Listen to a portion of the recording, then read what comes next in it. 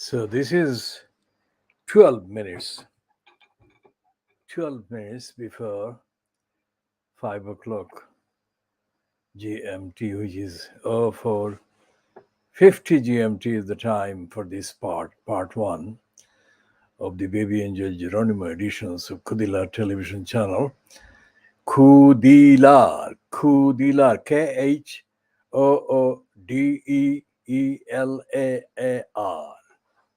Khoodeelaar television channel being broadcast only on the internet, not on satellite, not on terrestrial, not on cable platforms.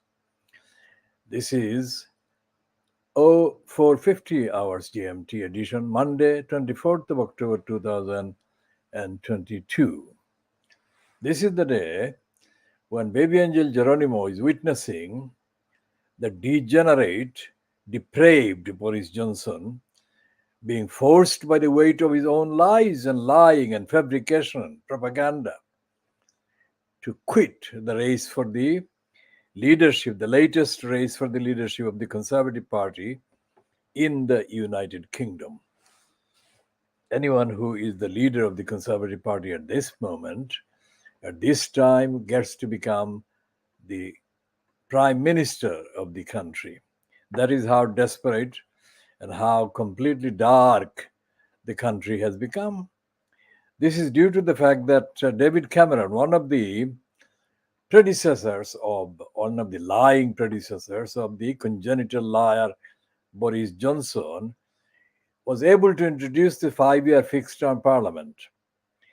Until that happened, parliament could be prorogued and an election called anytime. Now, that can be used now as an excuse not to have the election, which is what the Conservatives at the present time, Conservatives, the Tories in the UK are very scared of, because they know that their popularity is in the minus 10s, 20s, 30s behind the opposition. And an election will inevitably lead to electoral wipeout of the Conservatives, which is contrary to the mythology cultivated by the liar Boris Johnson about himself, that he is a winner. He is not a winner. He is a loser. He is a quitter. And he is quitting under pressure, under enormous pressure of the lies that he has confected, perpetrated, and is going to go even further down. And this edition of the Khoodeelaar television channel, will of course consider this as the first kind of comment from us about this. So we shall be continuing. This is the Monday, and it may be within hours the new Prime Minister can be sworn in. It can be, it is speculated, it can be Rishi Sunak, or it may go beyond the day and an election of members of the Conservative Party, which is what the people are entitled to vote. The only ones that are entitled to vote, eligible to vote, are the Conservative Party members and members of Parliament who are Conservative. No one else can take part in the election of the leader of the Conservative Party and effectively the Prime Minister, next Prime Minister of the United Kingdom. So, and in Pakistan, Imran Khan is now engaged in the battle against the disqualification that has been procured. Now, I'll explain why I'm using the word procured. Procured is an illicit word, meaning something like procure the services of prostitutes. So if the Pakistan Election Commission is a prostitute, then Shahbaz Sharif, the Sharif family, has procured the services of the Electoral Commission in Pakistan to have a declaration that Imran Khan is disqualified. Now that is completely, absolutely out of order, and Imran Khan is challenging the disqualification. And let's see what the latest is from the Geo television is reporting that is it Islamabad High Court takes up Imran Khan's plea challenging Electoral Commission of Pakistan verdict in Toshkhana, Toshakana reference today. So there is an ongoing challenge by Imran Khan, which is inevitable, ongoing challenge that is. And it is quite likely that the prostitute or prostituted Electoral Commission of Pakistan verdict will be overturned. And we shall update accordingly as and when that happens. It's only a question of time.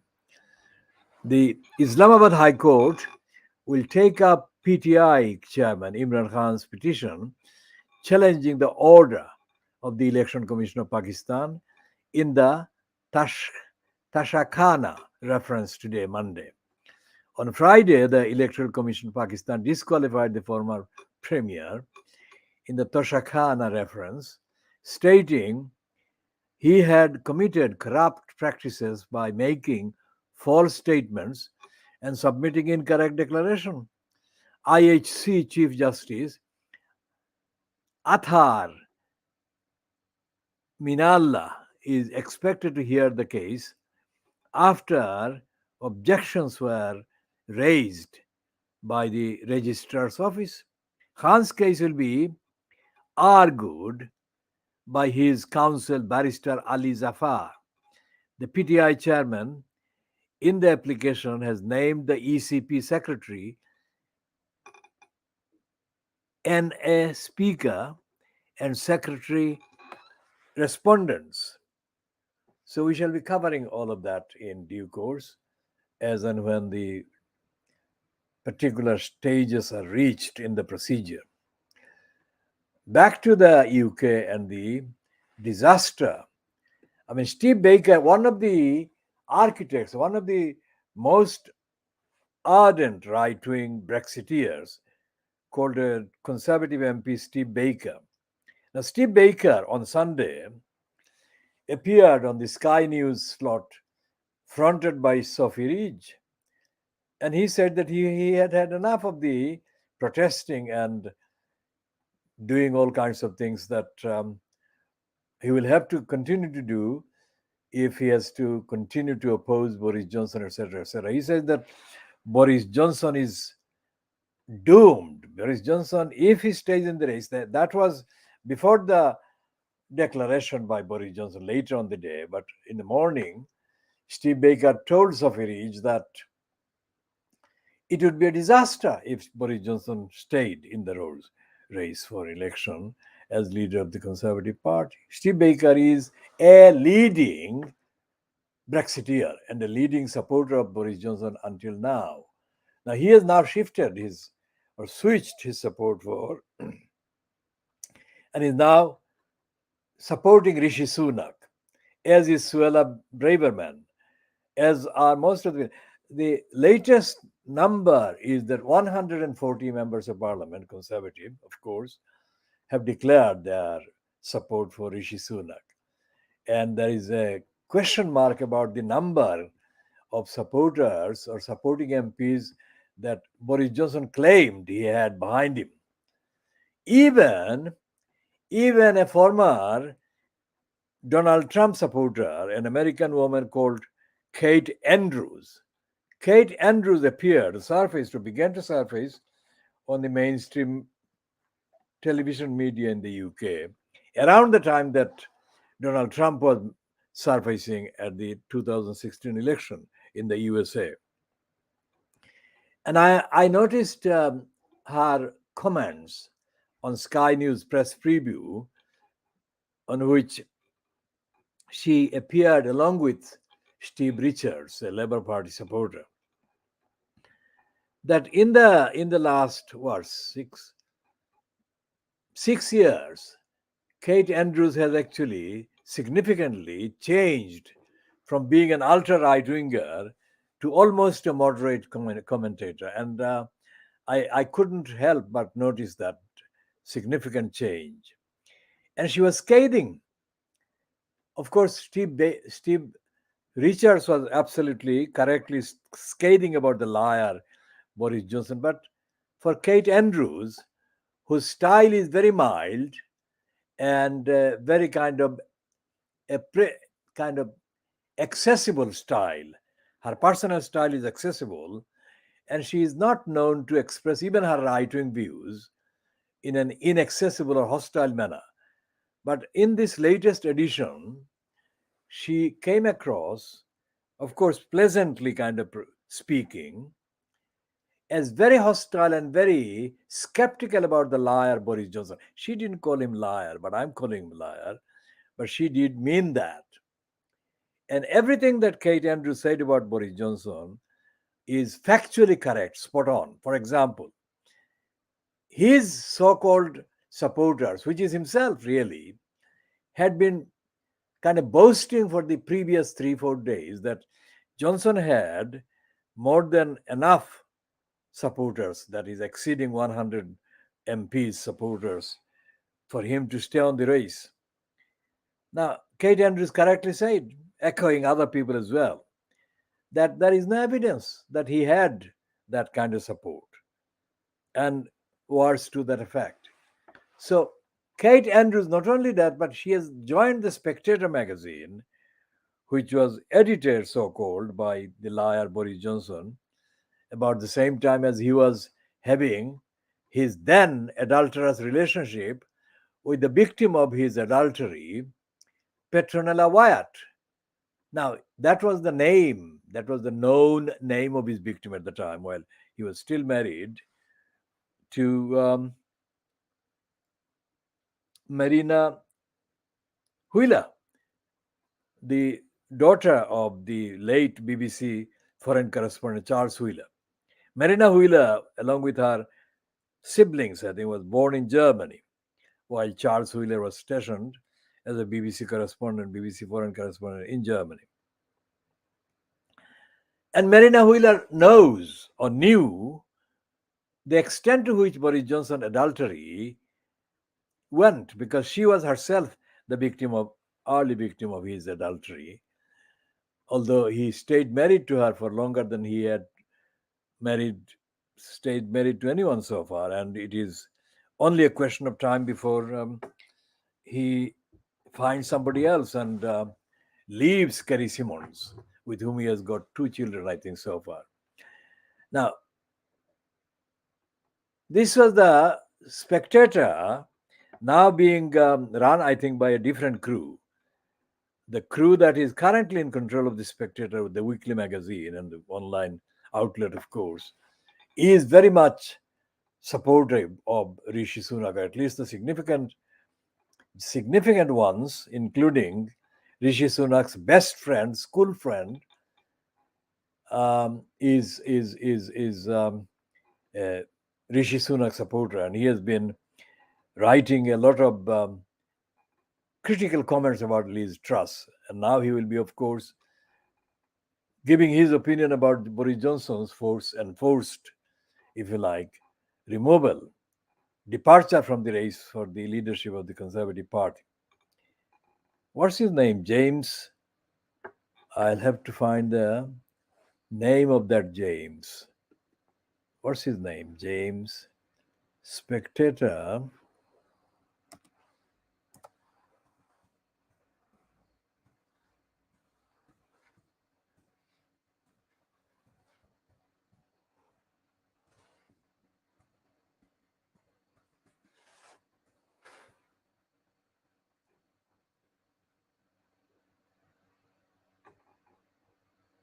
There's so many Jameses around. James Forsyth. So there is one James Forsyth, one James Gellingpole, who is a nasty piece of right-wing work. James Forsyth is the one that went to school with Rishi Sunak, best friends, and they're very, so much so that James Forsyth and Rishi Sunak are godfathers to each other's children. And James Forsyth is married to Allegra Stratton, and Allegra Stratton and Rishi Sunak are very close because of the relationship between James Forsyth and Rishi Sunak.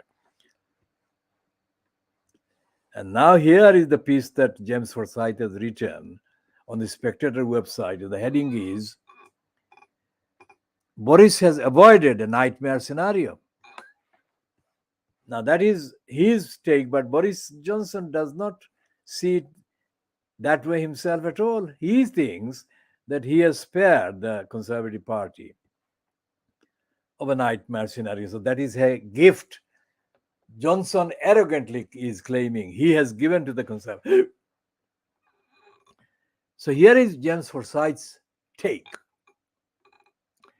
Boris Johnson's decision to pull out of the Tory leadership contest averts a nightmare scenario where he had got the support of less than a third of the parliamentary party and was then returned to Downing Street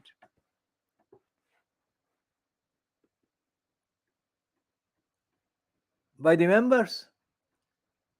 And that is what would have happened because the members in the country, the Conservative Party members, that is, non members of parliament members, non MP members of the Conservative Party, are always far to the right, farther to the right than the rest of the party, including the collective MP component or contingent of the Conservative Party.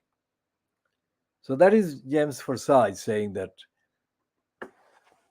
Johnson has averted that scenario whereby the non-MP members of the Conservative Party would have created a nightmare for the country, for the party, for the country, etc., etc. Now, Kate Andrews is a new entrant because I only spotted her described as the economics editor of the Spectator only when she appeared with along with Steve Richards on Sunday night on the Sky News press preview. Now, Kate Andrews, I have condemned her role many times before, but on this occasion, this particular edition of the press preview, she actually did a lot of mitigation against her own role on the record. And as I said, she came across pleasant, and I never noticed that pleasant appearance before. But I never noticed that she was hostile. She didn't look hostile even before, but this time she came across very pleasant as she delivered her very, very clearly accurate, skeptical, and correct verdict against the congenital liar Boris Johnson. The other woman who, well, the woman who actually authored the phrase congenital liar Boris Johnson is, of course, the former French ambassador to the United Kingdom, the woman linguist called Sylvie Berman. Sylvie Berman has been the most extensive and comprehensive and accurate observer of the liar Boris Johnson. And she will be remembered. She will be remembered as one of the contributors to the exposure of this millennial criminal crook, depraved evil personification. Evil personified is what I call Boris Johnson. I first spotted his lying, what, 17 years ago on the record, I think. Well, I began publishing fact based condemnation of the liar Boris Johnson in 2005 or thereabouts. And one of the organs that I published in was the Oxford outlet called Cheryl. Is it Cherwell? Cherwell, the publication named after the river Cherwell or Cherwell. And I published in other online outlets as well. Some of the organs have now gone paywalled, which means that my articles published online are no longer accessible without having to pay extra subscription, etc., etc. Essentially, what I said in 2005 and what I've been saying since 2005 about Boris Johnson has been absolutely factually vindicated every time. Now, this is something that Kate Andrews observed or noticed. She said that he's saying that he's doing the favor to the party and the country, etc., etc. But that is not the case. He has been forced to do that. That is to say, forced to leave the race, the contest that is, because he hasn't got the numbers. And James Forsyth has said that he less than the third of the Conservative Party MPs in the House of Commons. Now, it would be even less. Not only, I mean, I think James Forsyth is wrong there. It should be less than a quarter or even less. Because if Johnson, and knowing Johnson, had anything like a quarter even, he would not have quit. Now, an updated note about his lying father, Stanley Johnson. As I have said, Stanley Johnson in the Sun on Sunday, which I have got the copy of, luckily, because the shop that I got it from on Sunday closes at 4 o'clock, and I was just about in time. I went into the shop just before it closed.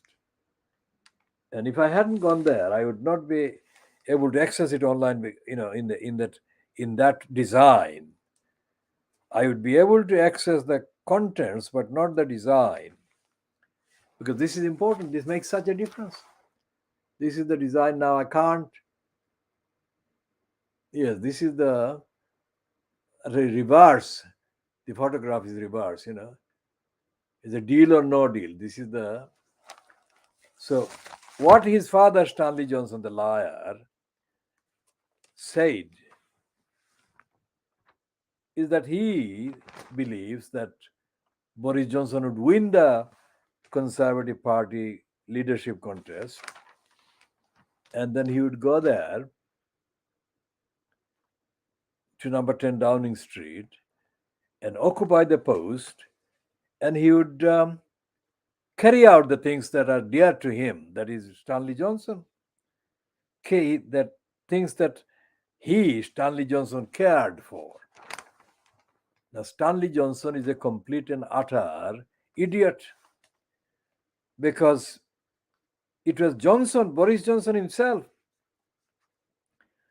who brought about the nightmare of Brexit. And Stanley Johnson himself has claimed that he's an out and out European. And he has said that he is an European by kind of origin, by birth or by biological origin, etc. And that he is a European and he has got European kind of residence, etc., etc. So how on earth does this idiot reconcile these two things? It was Boris Johnson himself, who did the nightmare Brexit. How could that be reconciled with Stanley Johnson's claim that he supported the UK remaining in the European Union? So that is one of the lies of the family of liars. Remember the lies that Boris Johnson's father, Stanley Johnson, has kind of aggravated on behalf of his son include the lying about Johnson saying that Muslim women wearing burqas look like bank robbers.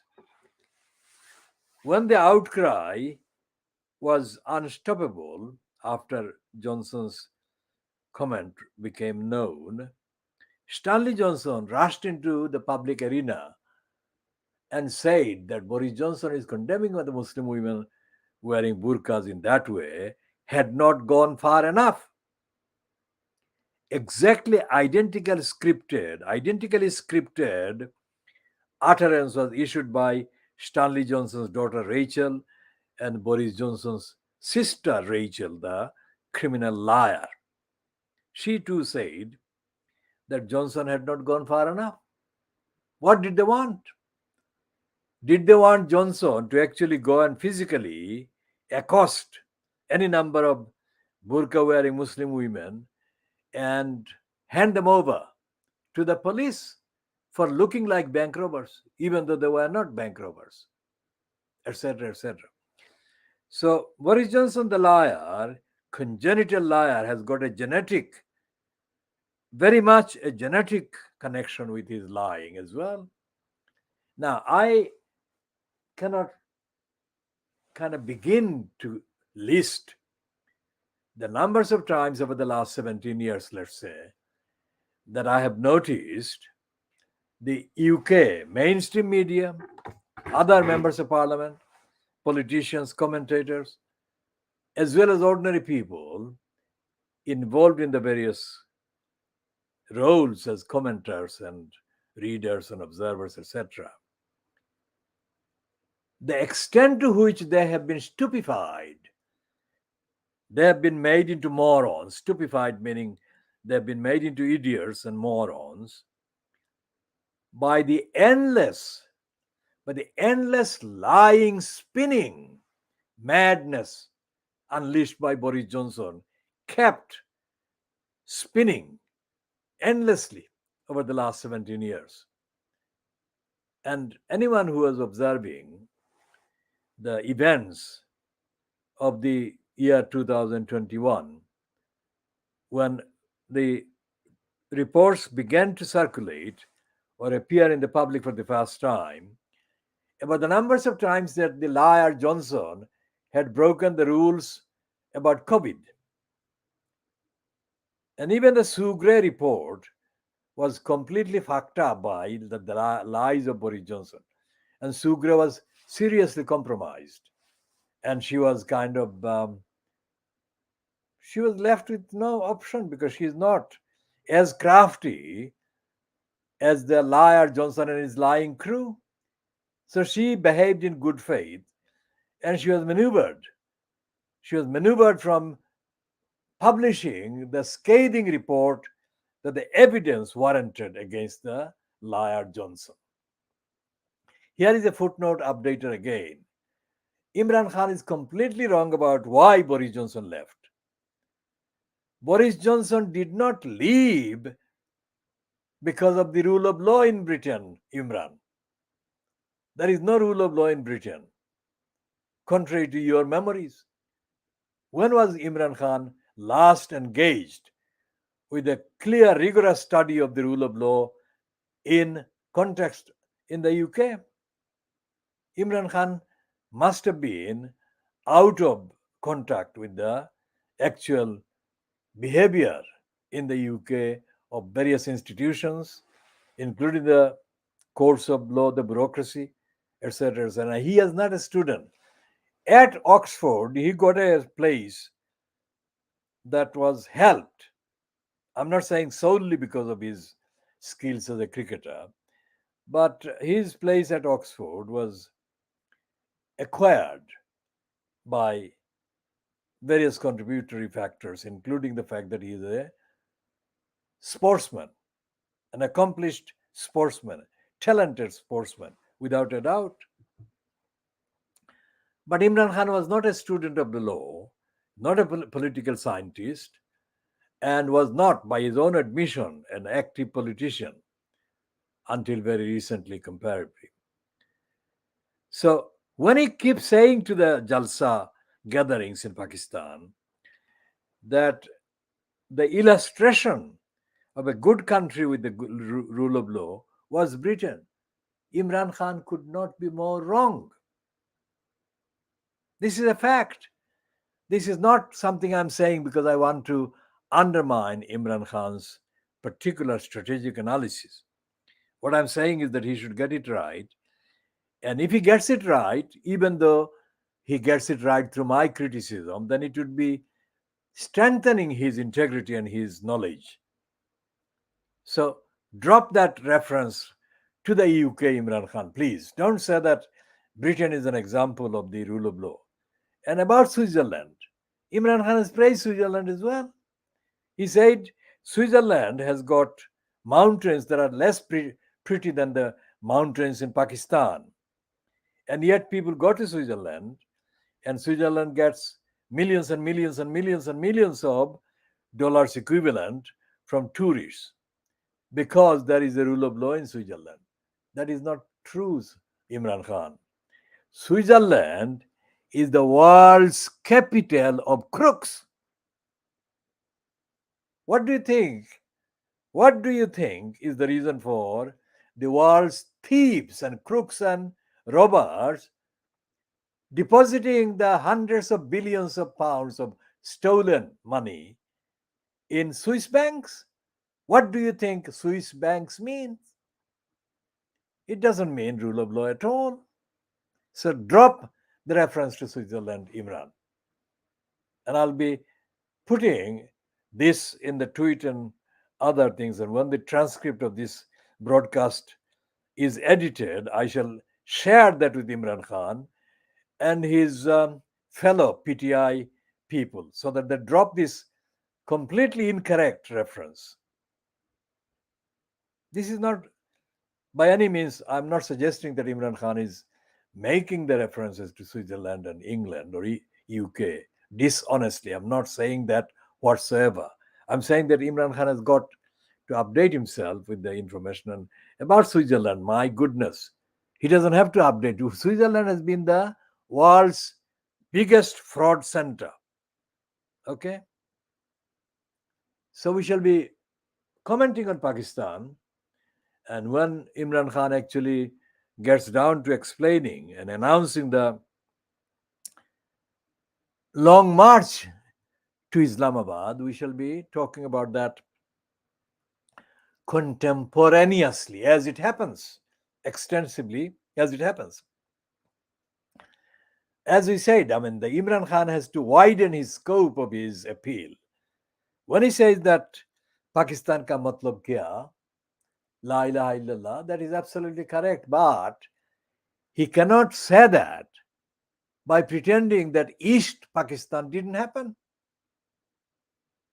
And I have given him 6 points on how to deal with the behavior of his relation, family relation.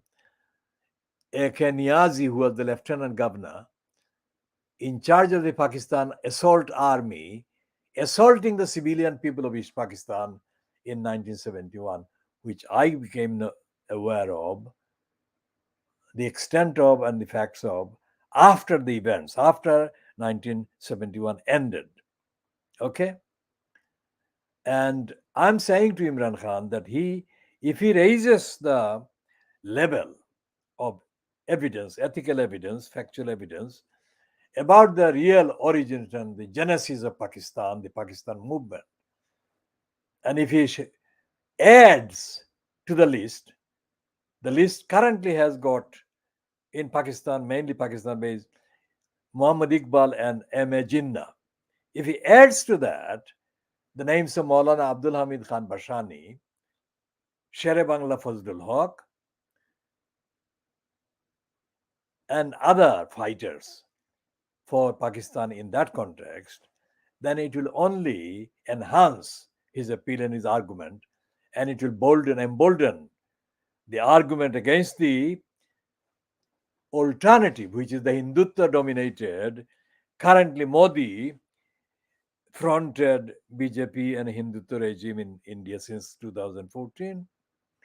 And it will undermine the Hindutva regime, the Brahmin regime, and it will enhance the civil liberties and the democratizing movement across India for the people, the Dalits, and other people who are deprived of human rights and the victims of mass rape, gang rape, and other violations in India. Okay, Imran?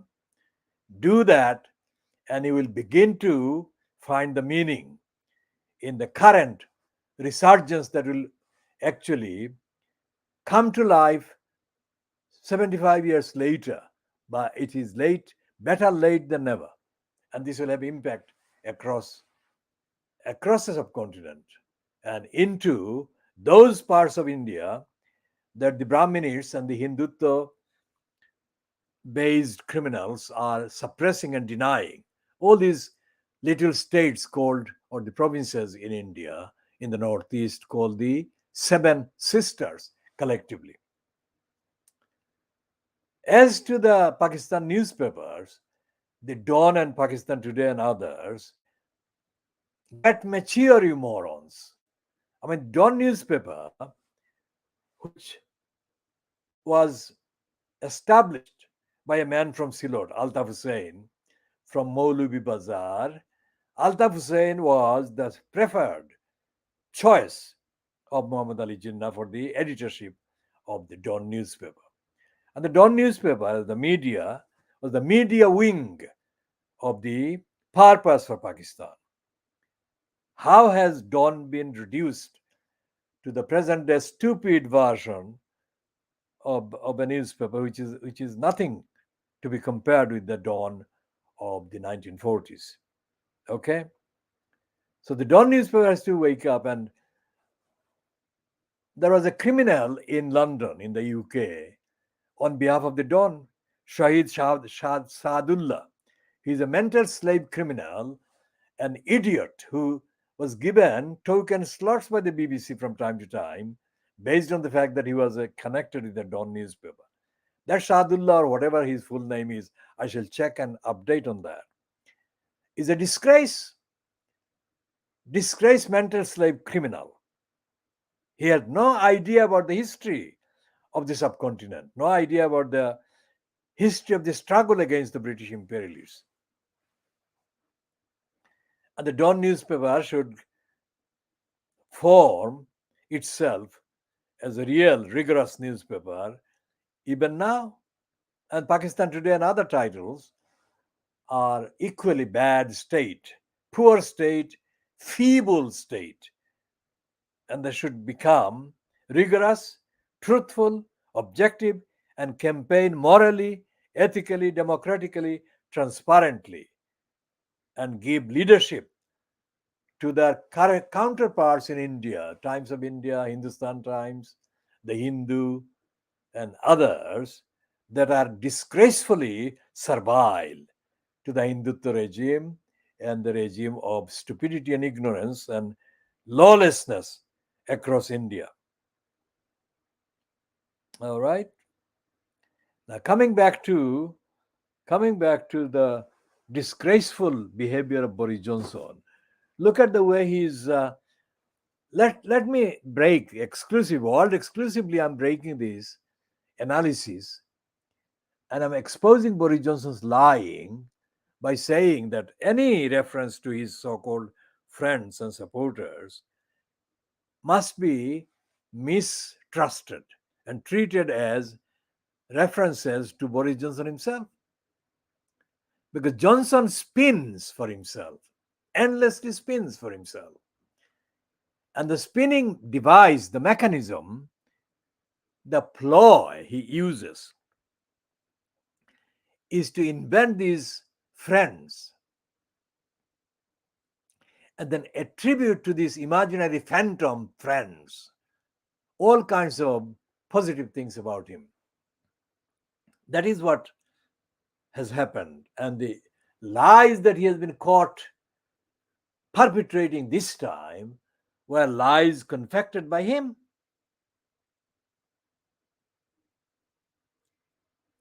And all the style, that picture that he has released of him showing his thumbs up with his right hand thumb up and left hand holding a so-called phone on his ear. This is a pose, the liar's pose. This is not the pose of the king of the world, because this is apparently one of his ambitions. That was his ambition, to become the king of the world. For heaven's sake, if this idiot is as clever as some of his kind of promoters say he is, then where did he get this thing about king of the world? There never has been a king of the world, you moron. The world has never been an integrated little place where a king has been in place for the whole world. The only king of the world can be and has been and will be God himself or herself. So this is the liar kind of posing strategically, and also including the caption. I mean, imagine the caption said that he is traveling from the Caribbean, Dominican Republic, in the economy class. How dare the shits? Why not? What gives him the right to even be mentioned as traveling in economic class as if it was beneath his status. He's a thief. He's a parasite, professional parasite, and professional crook. All the things about the Downing Street flat decoration and everything else, every donation that he has received, he has abused. And the Daily Telegraph group, which we called the Boris Graf group during the period, paid the criminal millions of pounds. That was the bribe that they paid on a clear plan. The Barclays brothers, who owned the Telegraph group, one of the brothers is dead now, they decided, what, about 10 years ago or more than 10 years ago, to bribe this liar, hireling, into their service. Just as during the Levison inquiry into the press in Britain, Levison inquiry, I mean, it didn't make serious kind of findings in terms of recommendations by Brian Levison, the former High Court judge. But during the proceedings, the evidence and the witnesses, that was a bonus that came across without the plan on the part of Cameron, who appointed the Levison inquiry. And one of the things that came out during the Levison inquiry proceedings was the relationship between this prostitute and mistress of Dirty Digger Murdoch, called Rebecca Brooks. Rebecca Brooks is a prostitute in the service of Rupert Murdoch, which is why she is paid millions and millions and millions of pounds by the pimp, which is Rupert Murdoch. And Rebecca Brooks was kind of like Churchill told his son's wife to sleep with as many Americans as possible, in order to extract information about the American policy towards Hitler or against Hitler. This was done similarly. Rebecca Brooks was behaving as the closest of friends with Cameron and Blair in turn, Blair in turn, because she was controlling the agenda of the Tony Blair regime on behalf of Murdoch. That is the bonus that came out. That is the actual evidence that came out, which was not evidence that either Cameron planned would come out or even Levison knew would come out. Levison, being a career judge in the English judiciary, was not very bright. And if he had latent inherent brightness in him, it never came across in his career. Now he's retired. In his entire career as a judge, as a member of the judiciary. Now there is a report out in the last kind of fortnight about how racist the courts in this country are. Let me just check where the report is accessible.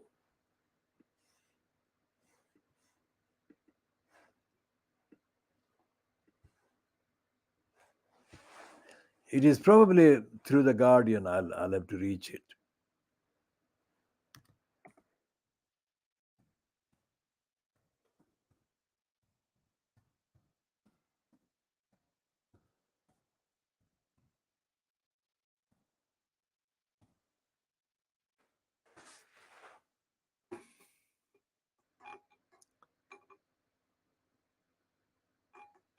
Now, this is the Guardian 6 days ago, which says judiciary in England and Wales institutionally racist, says report. And 5 days ago, it was another outlet called scrimp.com. It was institutional racism in UK courts, worse for blacks and Asians.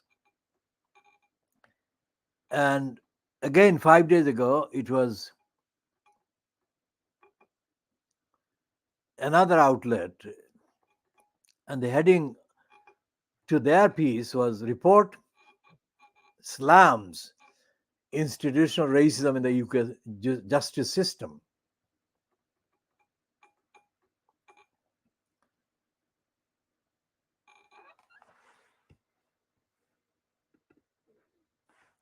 This is the report.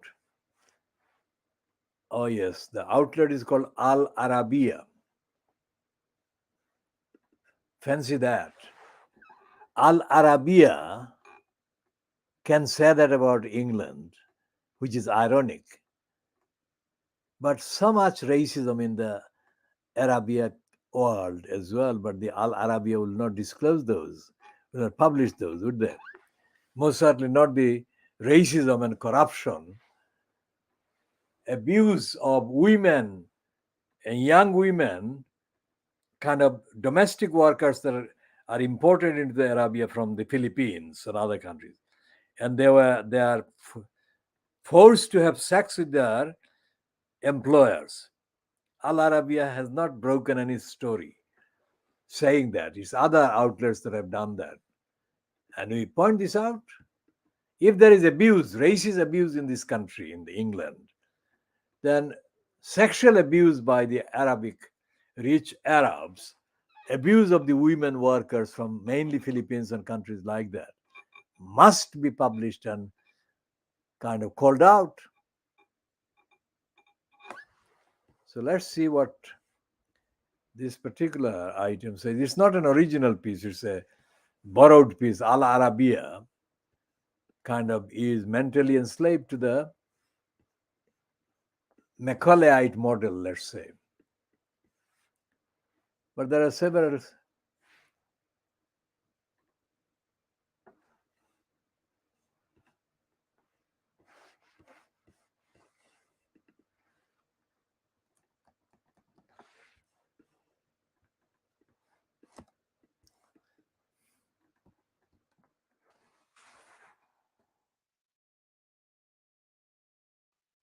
The report has said it found evidence of institutional racism in the UK justice system in England and Wales, particularly in the treatment of black and Asian defendants. Now, this is absolute cobblers, you fucking morons. It's not black and Asian defendants, you fucking cunts. It's all litigants of African background, Caribbean background, and various Asian backgrounds. All litigants, people who go to court, who have got contracts with courts. There are currently no black judges in the High Court. Fuck off.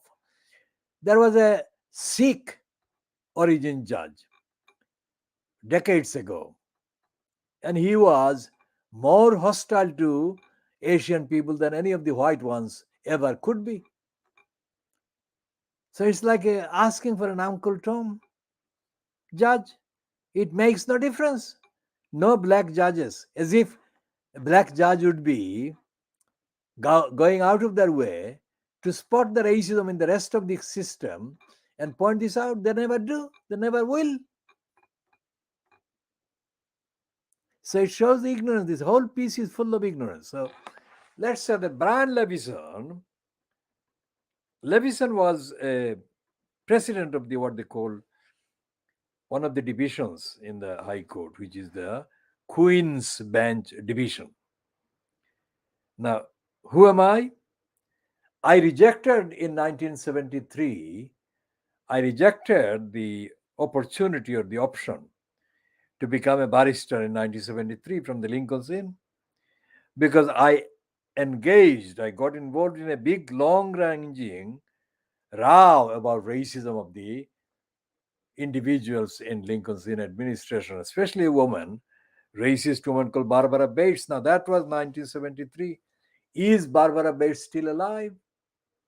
If she is, I challenge her to deny what I'm saying. So if I had become a barrister in 1973, I would have been retired by now, etc., etc.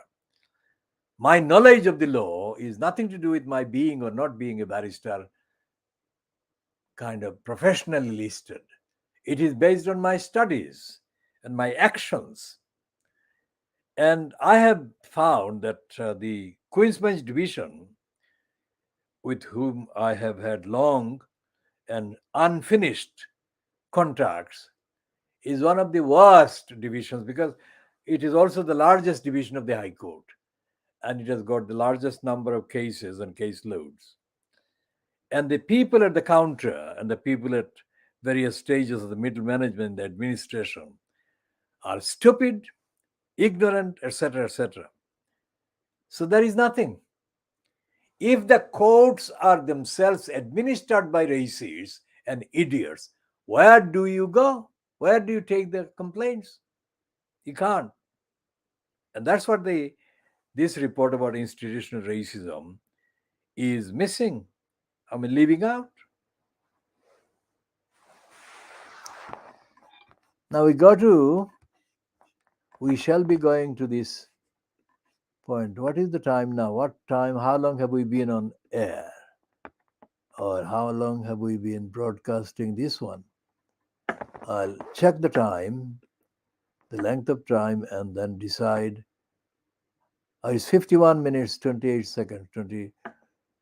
And what happens, say for example, this newly kind of created title, Supreme Court, that never used to be a Supreme Court. What it was the House of Lords Judicial Committee of the House of Lords. That's what this thing was called. And they kind of dropped that and they made it a Supreme Court after the style of the USA, the name.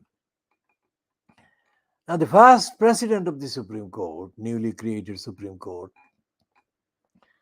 was a man called David Neuberger. Neuberger is a German Jewish, well, he is of German Jewish origin, but Neuberger may or may not be strictly Jewish, but he is of German Jewish origin, and his relative is this woman, Rabbi Julia Neuberger. Julia Neuberger has had a very kind of hectic and very aggressive media profile over the last few decades. Now, David Neuberger was the first president of the Supreme Court, and I have been diagnosing him at least for the last few years, mainly because of his role as a prostitute, because he has been kind of procured. His services have been procured by the Brexiteers. And the Brexiteer in charge at the time, not the Brexiteer because he voted for Brexit. Accordingly, he actually claimed to have voted for Remain, but he was the de facto kind of Minister, Secretary of State for Justice Department under Theresa May, David Lidington. Now, Lidington was given the task by Theresa May to procure the services of as many so-called respectable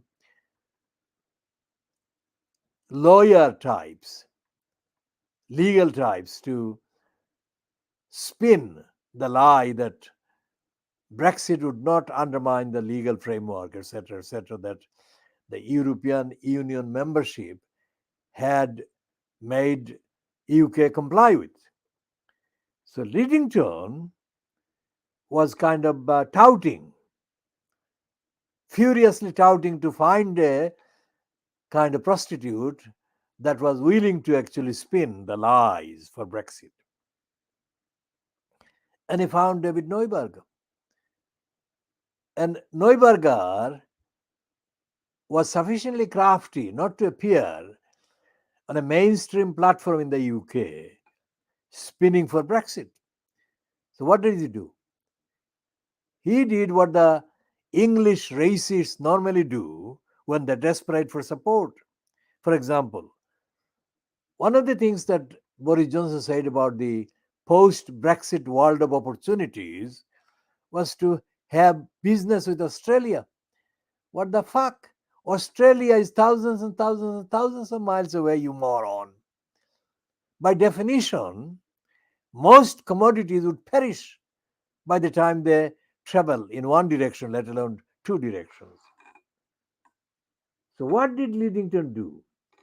He spotted a group about 20 or 30 Australian emigres or Australian lawyers congregating in a location in the UK.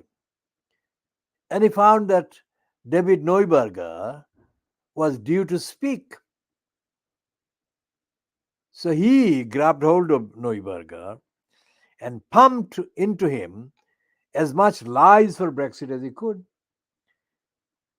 And in the interview, so called, after the event or around the event, byline to this spy boy, who is the so called, who was the Home Affairs editor of the Evening No Standard, Neuberger said things like, after Brexit, London would become the capital of the world of litigation. How the fuck? By definition, anyone who wants to buy the services of the prostitute departments of the judiciary in England would have to have lots and lots and lots of illicit money. Ordinary people couldn't even go to court under legal aid, etc., etc. So Neuberger said, and I have to kind of retrieve this for the correct reference here. Let's see if I can retrieve it.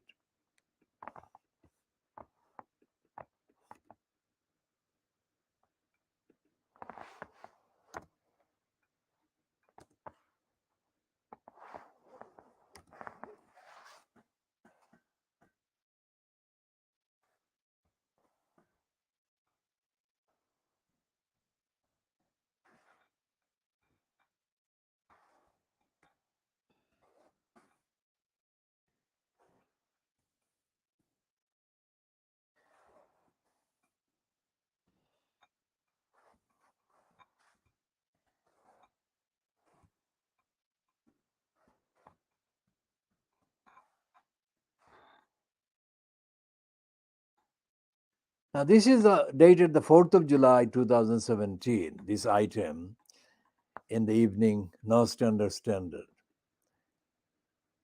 And this is the piece that is, let me just get rid of these.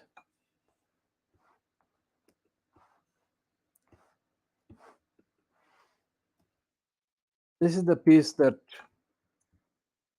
is violent to Martin Bentham. Martin Bentham is a bent journalist. He's a spy. He's a definite spy. And he did that on the 4th of July, posted this on the 4th of July, and attributed the stupidity to David Neuberger. The country's most senior judge. Fuck off. What does this most senior judge actually mean in practice? Has he got integrity? Has he got courage? Has he got morality? Nothing.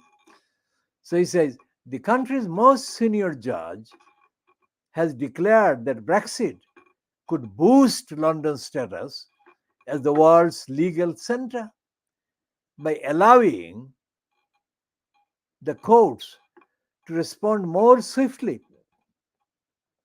to emerging worldwide issues. Fuck off. There are literally millions and millions of cases creating jams in the court systems in all these countries in the world. And most of the jams are caused by the corruption in the court systems or court bureaucracies in those countries. So the only ones that actually manage to take their cases to the prostitute center called London courts, High Court, etc., are the ones that have got access to the loots, the money that they rob and loot and steal from the rest of the country concerned. So here is Lord Neuberger, the President of the Supreme Court, said that once British judges were left to our own common law devices, that fucker is a complete and utter liar. Left to our own common law devices, what does he mean? He means that common law allowed flexibility to the English judiciary, which flexibility was taken away from them by the obligations imposed on the UK court system by the UK's membership of the European Union. That's what it means. But that's a lie, because the common law itself is open to mass prostitution, distortion. There is no consistency. Just like there is no written constitution, most of the conventions can be kind of devised at whim and caprice of the person making the decision. So the whole piece by Martin Bentham, the Bent Boy, is as corrupt as Neuberger's idiocy and dishonesty. Because Neuberger, while he was still in place as the president of the Supreme Court, was not allowed, quote, by convention, to express a political biased opinion. Now, when the Supreme Court, I'm coming off to discuss the role of the Supreme Court as a prostitute in sabotaging the international rights and human rights of this British by birth citizenship of Shamima Begum. Shamima Begum, it has now been confirmed, as we have suspected, was a victim of these state operations. A phantom terrorist was created in the name of Shamima Begum, at the expense of Shamima Begum, in the form of Shamima Begum and the two other friends, by the joint operation of the British spies who acted post facto, that is, after the perpetration, to legitimize and keep secret the spying and trafficking role played by the Canadian counterparts, their Canadian counterpart spies. So the Supreme Court rejected the Court of Appeal's decision that Shamima Begum should be allowed to return to the UK to fight her case against Sajid Javid's removal of her citizenship. Which reminds us, now if Rishi Sunak is actually installed as the leader of the Conservatives and he enters number 10 Downing Street today or tomorrow, will he be a Sajid Javid? Will he be a Suella Braverman? Will he be a Priti Patel? What will he be in terms of ethnicity, race, and so on? Because Sajid Javid behaved like an Uncle Tom in the most aggressive sense, and yet he was complaining that the left were accusing him, calling him an Uncle Tom, and that he did before he actually took away Shamima Begum's citizenship. And so therefore the court system is not only racist, but it's corrupt to the core. So what is the time now? If it is an hour, we shall be kind of giving it a break here at 1 hour. This is 1 hour and 4 minutes, so we shall give it a break here and come back next time whenever it is practicable in terms of the